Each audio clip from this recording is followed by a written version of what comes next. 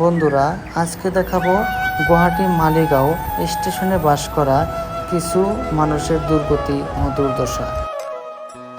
ট্রেনে যে জার্নি করে প্রত্যেকটা মানুষ হয়তো এই বিষয়টা লক্ষ্য করছে। স্টেশনের আশেপাশে এরকম করে তেরপাল দিয়ে ঘর বানিয়ে মানুষগুলো বাস করছে।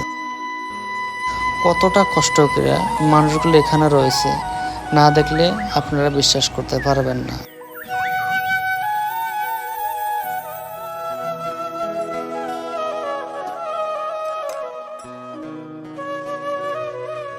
দেখেন বন্ধুরা, এই বাচ্চাগুলো এখানে কি করছে, ভালো করে লক্ষ্য করে আপনারা উত্তর দিবেন।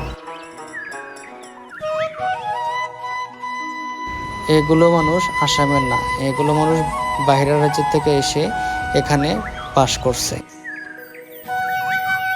গুয়াহাটি মহানগরীর থাকা প্লাস্টিকের বোতল হাতে করে যেগুলো জাবর জঙ্গল বাইর হয় এগুলো তারা নিয়ে বিক্রি করে টাকা ইনকাম করে।